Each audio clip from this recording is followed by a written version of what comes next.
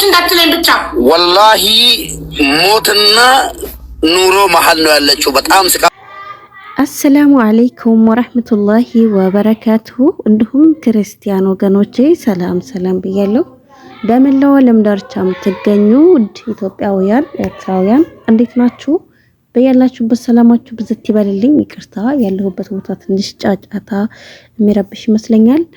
ያው እንግዲህ ዛሬ በእህታችን በሌላ ነርሰቦ ጉዳይ ተከስቻለሁ። ያው እንግዲህ የእህታችንን ጉዳይ አብዛኞቻችሁ ሀገር አይደለም አብዛኛው ግማሽ ዓለም ያውቀዋል ብዬ አስባለሁ። ምክንያቱም በጣም መጀመሪያ ብር በሚሰበሰብ ሰዓት በጣም ነበረ ሶሻል ሚዲያ ላይ ባንድ ግር ያቆመው ማለት ነው የሷ ጉዳይ። እናም አሁን ላይ እህታችን ሌላ ነርሰቦ ምን ላይ ትገኛለች በሚለው እስኪ አንዳንድ ነገር ለማለት መጥቻለሁ። እንደ አንድ ሶሻል ሚዲያ ተጠቃሚ ሰው እስኪ እኔ የተሰማኝን ላወራ እና ሐሳብ ልሰጥ መጥቻለሁ ማለት ነው። ለመሆኑ እህታችን ሌላ ነርሰቦ የዛኔ ገንዘቡ ሲሰበሰብ ሰዓት ከሁለት ወር በኋላ እንዳያልፍ ከአንድ ወር በኋላ እንዳያልፍ ከዛ ካለፈ እንደዚህ ትሆናለች ምናምን ተብሎ ተሯሩጦ ይህ ደግ ህዝብ ልብ ቀና ህዝብ እውነት የማይታሰብ ገንዘብ ነው ተሰብስቦ የተሟላው ማለት ነውና ያ ገንዘብ ወዳው ሁለት ወር እንኳን አስተካክሎ አልሞላም ሲያበቃ ማለት ነው ብሩ ተሰባስቦ እና ልክ ገንዘቡ ሲወጣ ትወጣለች ነበርና የተባለው። አሁን ላይ እህታችን እስር ቤት ካሉ ሰዎች የምንሰማው መረጃ በጣም አስደንጋጭ ነው። እህታችን በመሞትና በመኖር መካከል ነው ያለችው። እንዳትሞት ተብሎ አይደለ ያ ሁሉ ገንዘብ የተሰበሰበው እና አሁን ያለችበት ሁኔታ በጣም ከባድ እንደሆነና እንግዲህ በጣም ለማውራት የሚከብዱላ ማህፀኗ ሁላ ወጥቷል ምናምን ብቻ እኔ እንጃ ይቅርታ እኔ የምሰማውን ነገር እዚህ ላይ ለማውራት ትንሽ ይከብዳል። እናም ለምን እንደዚህ ማለት ለምን በዚህ ልክ የተሰበሰበው ብር የት ገባ? ለምን አልወጣችም? ለምንድን እንዴት ምንድነው ምናምን የሚለው በጣም ጥያቄ ሆኖብኛል። ይሄ የተሰበሰበው ገንዘብ የት ነው የተጣለው? ልጅቷ ካልወጣች ልጅቷ የምትሞት ከሆነ ለምንስ ተሰበሰበ? ይሄ ሁሉስ ህዝብ ለምን አሰባሰበ? እቺ እስከ ዛሬ ድረስ አሁን ከተሰበሰበ ለሁለት ወር ለሶስት ወር ተብሎ ተሰበሰበ ትወጣለች ተብሎ አትሞትም ተብሎ አሁን ምን ያክል ጊዜ እንደሆነው አመት ምናምን 2 አመት እየሆነ ነው ኦሬዲ ማለት ነው። ብሩ ከተሰባሰበ እስካሁን ድረስ አልወጣችም። ምንድነው መጠበቅ ያዘው ማለት እስክትሞት ድረስ ነው ወይ የሚጠበቀው? ከሞተችስ ብሩን ላሰባሰቡት ለኢትዮጵያ ህዝብ ሊመልሱ ነው ወይስ ምን ሊሆን ነው? እና በጣም ጥያቄ የፈጠረብኝ ነገር ነው።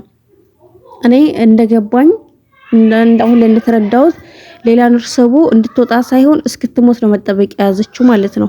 ሞታ ብሩ ኦሬዲ እየተበላ ነው የሚመስለኝ ማለት አመት 6 ወር እሺ 2 አመት 3 አመት ላይ ነው አሁን ያለችው ልጅቷ ማለት ነውና ያለችበት ሁኔታ በጣም ከባድ ሁኔታ ላይ ነው ያለችው። የኢትዮጵያ ህዝብ ሁላችንም ድምጽ ልንሆናት ይገባል።